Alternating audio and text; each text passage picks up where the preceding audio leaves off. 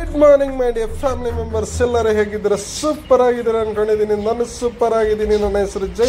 ಇವತ್ತಿನ ಬ್ಲಾಗ್ ನಾನು ಸ್ಟಾರ್ಟ್ ಮಾಡ್ತೀನಿ ಗಾಯ್ಸ್. ಕರ್ನಾಟಕ ಸಂಗಮ ಸೀರೀಸ್ನ ಎಲ್ಲರೂ ಲೈಕ್ ಮಾಡ್ತಾ ಇದ್ದೀರಾ ಅಂತ ಅನ್ಕೊಂಡಿದ್ದೀನಿ. ಸೊ ಇನ್ನೂ ಯಾರು ನನ್ನ ಚಾನಲ್ನ ಸಬ್ಸ್ಕ್ರೈಬ್ ಆಗಿಲ್ಲ ಆದಷ್ಟು ಬೇಗ ಹೋಗಿ ಸಬ್ಸ್ಕ್ರೈಬ್ ಆಗಿ ಫ್ರೆಂಡ್ಸು ಫ್ಯಾಮಿಲಿ ಮೆಂಬರ್ಸ್ ಎಲ್ಲರಿಗೂ ತಿಳಿಸ್ತಾ ಇರಿ. ಇನ್ನೂ ಏನಾದ್ರು ಚೇಂಜಸ್ ತಿದ್ದುಪಡಿ ಇತ್ತು ಅಂದರೆ ನನಗೆ ಕಮೆಂಟ್ ಮೂಲಕ ತಿಳಿಸ್ತಾ ಇರಿ. ಅದರಲ್ಲೂ ಇನ್ನು ಕರ್ನಾಟಕ ಸಂಗಮ ಸೀರೀಸಲ್ಲಿ ಇನ್ನೂ ಹೆಚ್ಚಿಗೆ ಯಾವ್ದಾದ್ರು ದೇವಸ್ಥಾನಗಳನ್ನ ಆ್ಯಡ್ ಮಾಡೋದಿತ್ತು ಅಂದರೆ ನನಗೆ ಕಮೆಂಟ್ ಮೂಲಕ ಹೇಳಿ. ನಾನು ಅದನ್ನು ಆದಷ್ಟು ಟ್ರೈ ಮಾಡ್ಕೊಂಡು ನಿಮ್ಮ ಮುಂದಕ್ಕೆ ಇಡೋಕ್ಕೆ ಇಷ್ಟಪಡ್ತೀನಿ ಗಾಯ್ಸ್. ಇವಾಗ ಏನು ನೋಡ್ತಾ ಇದ್ದೀರಲ್ಲ, ಇದು Kundapura KSRTC bus stop. So ಇಲ್ಲಿಂದ ನಾನು ಇವತ್ತೊಂದು ಜರ್ನಿ ಹೋಗ್ತಾ ಇದ್ದೀನಿ. ಅದೆಲ್ಲೂ ಅಲ್ಲ, ಇಲ್ಲಿ ಮಂಗಳೂರಲ್ಲಿರೋ ದೇವಸ್ಥಾನನೇ. ಕುಡುಪುವನ ಗ್ರಾಮಕ್ಕೆ ಹೋಗ್ಬರೋಣ. ಕುಡುಪುವನ ಗ್ರಾಮಕ್ಕೆ ಯಾಕೆ ಹೋಗ್ತಾ ಇದ್ದೀನಿ ಅಂದರೆ ಗಾಯ್ಸ್, ಅಲ್ಲಿ ಒಂದು ಶ್ರೀ ಅನಂತ ಪದ್ಮನಾಭ ಸ್ವಾಮಿ ಟೆಂಪಲ್ ಇದೆ. ನಾನು ಅಟ್ಲೀಸ್ಟ್ ನಾನು ಕೇರಳಲ್ಲಿ ಮಾತ್ರ ಇದೆ ಅಂತ ನಾನು ಅಂದ್ಕೊಂಡಿದ್ದೆ, ಬಟ್ ಎಷ್ಟೊಂದು ಕಡೆ ಇದೆ. ಬಟ್ ಇಲ್ಲಿ ಮಂಗಳೂರಲ್ಲಿ ಹತ್ರ ಬಂದಿದ್ದಾಗ ಒಂದು ಕೇಳ್ಪಟ್ಟೆ ಅಲ್ಲೊಂದು ದೇವಸ್ಥಾನ ಇದೆ ಅಂತ. ಸೊ ಅಲ್ಲಿಗೆ ಹೋಗಿ ಬರೋಣ ಬನ್ನಿ. ಇವತ್ತು ನಾನು ಕುಂದಾಪುರದಿಂದ ಕುಡುಪುವನ ಗ್ರಾಮಕ್ಕೆ ಹೋಗಿ ಬರೋಣ ಬನ್ನಿ ಗಾಯ್ಸ್.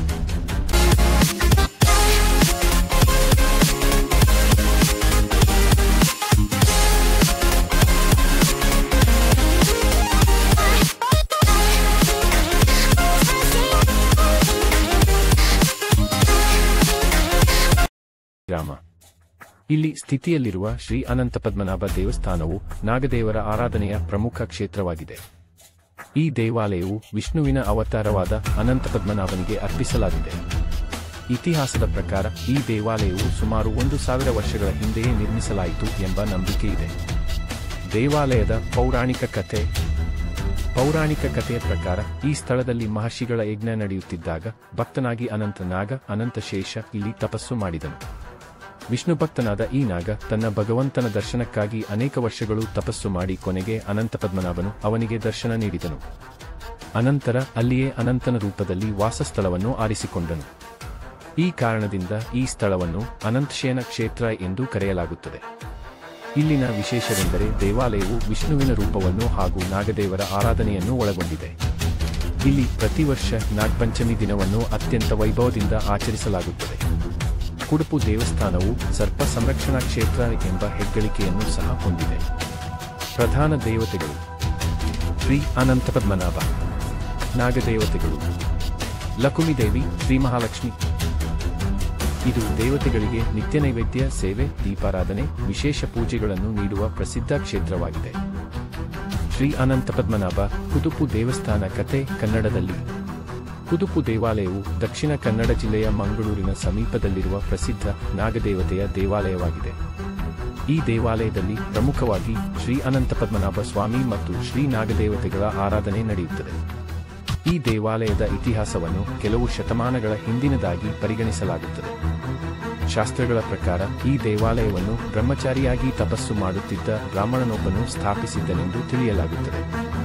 ಅವನು ವಿಷ್ಣುವಿನ ತಪಸ್ಸು ಮಾಡುವಾಗ ಶ್ರೀಹರಿಯು ಅನಂತ ರೂಪದಲ್ಲಿ ಪ್ರತ್ಯಕ್ಷನಾಗಿ ನಾನು ಇಲ್ಲಿ ನಾಗರೂಪದಲ್ಲಿ ಇರುತ್ತೇನೆ ಎಂದು ಆಶೀರ್ವದಿಸಿದನು. ಇದೇ ಕಾರಣಕ್ಕೆ ಇಲ್ಲಿ ಅನಂತ ಪದ್ಮನಾಭ ಸ್ವಾಮಿಯನ್ನು ವಿಷ್ಣು ರೂಪದಲ್ಲಿಯೇ ಫೋನ್ನಲ್ಲಿಯೂ ಭಕ್ತರು ಆರಾಧಿಸುತ್ತಾರೆ. ಇಲ್ಲಿನ ವಿಶೇಷತೆ ಎಂದರೆ ಈ ದೇವಾಲಯವು ನಾಗದೇವತೆಯ ಪ್ರಾಬಲ್ಯವಿರುವ ಪ್ರಮುಖ ಕ್ಷೇತ್ರವಾಗಿದೆ. ಪ್ರತಿ ವರ್ಷವೂ ಇಲ್ಲಿಗೆ ಸಾವಿರಾರು ಭಕ್ತರು ಆಶ್ಲೇಷ ಬಲಿ, ಸರ್ಪ ಸಂಸ್ಕಾರ ಮತ್ತು ನಾಗ ಪ್ರತಿಷ್ಠೆ ಮುಂತಾದ ನಾಗಪೂಜೆಗಳನ್ನು ಮಾಡಲು ಬರುತ್ತಾರೆ. ಶ್ರದ್ಧಾ ಹಾಗೂ ನಂಬಿಕೆಯಿಂದ ಇಲ್ಲಿಗೆ ಬರುವ ಭಕ್ತರಿಗೆ ಸರ್ಪದೋಷ ನಿವಾರಣೆ ಆಗುತ್ತದೆ ಎಂದು ನಂಬಲಾಗಿದೆ. ಮಕ್ಕಳಾಗದ ಡ್ಯಾಂಪ್ಯಾಚಿಗಳು ಇಲ್ಲಿ ಪ್ರಾರ್ಥನೆ ಮಾಡಿದರೆ ಸಂತಾನ ಪ್ರಾಪ್ತಿಯಾಗುತ್ತದೆ ಎಂಬ ನಂಬಿಕೆ ಕೂಡ ಇದೆ. ಮುಖ್ಯ ಪವಾಡಗಳು. ಕೆಲವರು ಹೇಳುವ ಪ್ರಕಾರ ಈ ಕ್ಷೇತ್ರದಲ್ಲಿ ನಾಗದೇವತೆ ಸ್ವಪ್ನದಲ್ಲಿ ಬಂದು ಮಾರ್ಗದರ್ಶನ ನೀಡಿದ ಘಟನೆಗಳಿವೆ. ಶ್ರೀ ಅನಂತ ಪದ್ಮನಾಭನ ಪ್ರತಿ ಇಲ್ಲಿನ ತಾತ್ಸಾರಿಕ ಶಕ್ತಿ ತುಂಬಿದಂತೆ ಭಕ್ತರು ಅನುಭವಿಸಿದ್ದಾರೆ. ಶ್ರೀ ಅನಂತ ಪದ್ಮನಾಭ ಕುದುಪು ದೇವಸ್ಥಾನ ಪೂರ್ಣ ಕಥೆ ಕನ್ನಡದಲ್ಲಿ. ದೇವಾಲಯದ ಸ್ಥಾಪನೆಯ ಹಳೆಯ ಕಾಲದಲ್ಲಿ ಕುದುಪು ಒಂದು ಸಾಂಸ್ಕೃತಿಕವಾಗಿ ಶಾಂತ ಹಾಗೂ ಪವಿತ್ರ ಪ್ರದೇಶವಾಗಿತ್ತು. ಇಲ್ಲಿ ಒಬ್ಬ ಬ್ರಾಹ್ಮಣನು ವಿಷ್ಣುವಿನ ಭಕ್ತನಾಗಿ ತಪಸ್ಸು ಮಾಡುತ್ತಿದ್ದ. ಅವನು ತೀವ್ರವಾದ ಭಕ್ತಿಯಿಂದ ವಿಷ್ಣುವಿಗೆ ಪೂಜೆ ಸಲ್ಲಿಸುತ್ತಿದ್ದ. ಒಂದು ದಿನ ಶ್ರೀ ವಿಷ್ಣು ಅವನಿಗೆ ಅನಂತನಾಗ ರೂಪದಲ್ಲಿ ದರ್ಶನ ನೀಡಿದನು. ವಿಷ್ಣು ಅವನಿಗೆ ಹೇಳಿದನು, ನಾನು ಅನಂತ ರೂಪದಲ್ಲಿ ಈ ಭೂಮಿಯಲ್ಲಿ ಉಳಿಯುತ್ತೇನೆ. ಇಲ್ಲಿ ನಾನಿಲ್ಲದ ದೇವಾಲಯವೊಂದನ್ನು ನಿರ್ಮಿಸು. ನಾನು ಶ್ರೀಪದ್ಮನಾಭ ರೂಪದಲ್ಲಿ ಅಲ್ಲಿ ನೆಲೆಸುತ್ತೇನೆ. ಈ ದಿವ್ಯ ದರ್ಶನದ ನಂತರ ಬ್ರಾಹ್ಮಣನು ಪ್ರೀತಿಯಿಂದ ದೇವಾಲಯವೊಂದನ್ನು ನಿರ್ಮಿಸಿ ಶ್ರೀ ಅನಂತ ಪದ್ಮನಾಭ ಸ್ವಾಮಿಯನ್ನು ಪ್ರತಿಷ್ಠಾಪಿಸಿದನು. ಅನಂತರದಿಂದ ಈ ಸ್ಥಳವು ನಾಗಪೂಜೆಗಳಿಗೆ ಹಾಗೂ ವಿಷ್ಣು ಆರಾಧನೆಗೆ ಪ್ರಸಿದ್ಧಿಯಾಯಿತು. ದೇವಾಲಯದ ವಿಶೇಷತೆಗಳು. 1. ನಾಗದೇವತೆಗಳ ಮಹತ್ವ. ಈ ಕ್ಷೇತ್ರದಲ್ಲಿ ಅನೇಕ ನಾಗದೇವತೆಗಳ ಪ್ರತಿಷ್ಠಾಪನೆ ಮಾಡಲಾಗಿದೆ. ಇಲ್ಲಿ ಆಶ್ಲೇಷ ಬಲಿ ಹಾಗೂ ನಾಗ ಪ್ರತಿಷ್ಠೆ ಅತ್ಯಂತ ಪ್ರಸಿದ್ಧ. 2. ದೇವಾಲಯದ ಇತಿಹಾಸದಲ್ಲಿ ಪವಾಡಗಳು. ಅನೇಕ ಭಕ್ತರು ತಮ್ಮ ಅನುಭವಗಳನ್ನು ಹಂಚಿಕೊಂಡಿದ್ದಾರೆ. ಏನೆಂದರೆ ದೇವಾಲಯಕ್ಕೆ ಬಂದು ಸರ್ಪದೋಷ ನಿವಾರಣೆಯಾಗಿರುವುದು, ಸಂತಾನ ಪ್ರಾಪ್ತಿ, ಆರೋಗ್ಯ ಲಾಭ ಮೊದಲಾದ ಅನುಭವಗಳು. 3. ನವರಾತ್ರಿ ಹಾಗೂ ಶ್ರಾವಣ ಮಾಸದ ಮಹತ್ವ. ಈ ಸಮಯದಲ್ಲಿ ದೇವಾಲಯದಲ್ಲಿ ಭಾರೀ ಸಂಖ್ಯೆಯಲ್ಲಿ ಭಕ್ತರು ಆಗಮಿಸುತ್ತಾರೆ. ವಿಶೇಷ ಪೂಜೆಗಳು, ದೀಪಾರಾಧನೆಗಳು ಹಾಗೂ ಉತ್ಸವಗಳು ನಡೆಯುತ್ತವೆ. ಪವಾಡ ಕತೆ. ಭಕ್ತನ ಪ್ರಾರ್ಥನೆಗೆ ಪ್ರತಿಕ್ರಿಯೆ. ಒಂದು ಕಾಲದಲ್ಲಿ ಒಬ್ಬ ದಂಪತಿಗಳು ಮಕ್ಕಳಿಲ್ಲದೆ ದುಃಖಿಸುತ್ತಿದ್ದರು. ಹಲವಾರು ತೀರ್ಥಯಾತ್ರೆಗಳ ನಂತರ ಅವರು ಕುದುಪು ದೇವಸ್ಥಾನಕ್ಕೆ ಬಂದು ನಾಗಪ್ರತಿಷ್ಠೆ ಹಾಗೂ ವಿಶೇಷ ನಾಗಬಲಿಯ ಪೂಜೆ ಮಾಡಿದರು. 1 ವರ್ಷದೊಳಗೆ ಅವರಿಗೆ ಸಂತಾನ ಪ್ರಾಪ್ತಿಯಾಯಿತು. ಇಂತಹ ಅನೇಕ ಕಥೆಗಳು ಇಲ್ಲಿನ ನಾಗದೇವತೆ ಹಾಗೂ ಅನಂತ ಪದ್ಮನಾಭ ಸ್ವಾಮಿಯ ಕೃಪೆಯನ್ನು ಸಾರುತ್ತವೆ.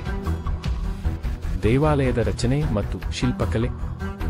ದೇವಾಲಯದ ಗೋಪುರ ಮತ್ತು ಗೋಪುರದೊಳಗಿನ ನಾಗದೇವತೆಗಳ ಶಿಲ್ಪಗಳು ತುಂಬಾ ಶ್ರದ್ಧೆಯಿಂದ ನಿರ್ಮಿಸಲಾಗಿದೆ. ದೇವಾಲಯದ ಒಳಗೆ ಬಿಲಿವೃಕ್ಷವಿದೆ. ಇದನ್ನು ನಾಗದೇವತೆಗಳ ನಿವಾಸವೆಂದು ಭಕ್ತರು ನಂಬುತ್ತಾರೆ. ಇದರ ಸುತ್ತಮುತ್ತಲೂ ವಿವಿಧ ನಾಗಪ್ರತಿಮೆಗಳನ್ನು ಪ್ರತಿಷ್ಠಾಪಿಸಲಾಗಿದೆ. ಉತ್ಸವಗಳು ಮತ್ತು ವೈಶಿಷ್ಟ್ಯಪೂರ್ಣ ಆಚರಣೆಗಳು. 1. ಆಶ್ಲೇಷ ಬಲಿ. ಇದು ವರ್ಷಕ್ಕೆ 12-13 ಬಾರಿ ನಡೆಯುವ ಪ್ರಮುಖ ನಾಗಪೂಜಾ ವಿಧಿ.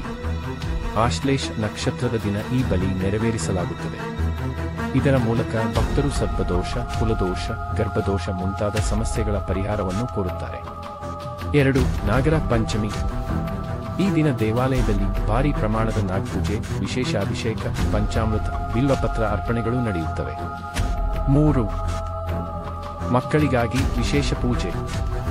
ಸಂತಾನ ಲಾಭಕ್ಕಾಗಿ ವಿಶೇಷವಾಗಿ ದಂಪತಿಗಳು ದೇವಸ್ಥಾನಕ್ಕೆ ಬಂದು ನಾಗಬಲಿ ಸೇವೆ ಮಾಡುತ್ತಾರೆ. ಆಧುನಿಕ ಕಾಲದಲ್ಲಿನ ವಿಸ್ತಾರ. ಇತ್ತೀಚೆಗಿನ ದಶಕಗಳಲ್ಲಿ ಕುದುಪು ದೇವಸ್ಥಾನವು ಅಭಿವೃದ್ಧಿ ಹೊಂದಿ ಆಧ್ಯಾತ್ಮಿಕ ಪ್ರವಾಸಿಗರ ಕೇಂದ್ರವಾಗಿದ್ದು, ಮಂಗಳೂರು ನಗರದಿಂದ ಕೇವಲ 12 ಕಿಲೋಮೀಟರ್ ದೂರದಲ್ಲಿದೆ. ಇಲ್ಲಿಗೆ ಕರ್ನಾಟಕದ ಹೊರಗಿನಿಂದ, ವಿಶೇಷವಾಗಿ ಕೇರಳ ಮತ್ತು ತಮಿಳುನಾಡಿನಿಂದ ಭಕ್ತರು ಆಗಮಿಸುತ್ತಾರೆ. ಕಥೆಗೊಂದು ನಿಖರ ಸಾರಾಂಶ. ಶ್ರೀ ವಿಷ್ಣು ಅನಂತನಾಗ ರೂಪದಲ್ಲಿ ಕುದುಪು ಕ್ಷೇತ್ರದಲ್ಲಿ ನೆಲೆಸಿದಂತೆ ಭಕ್ತರು ನಂಬುತ್ತಾರೆ.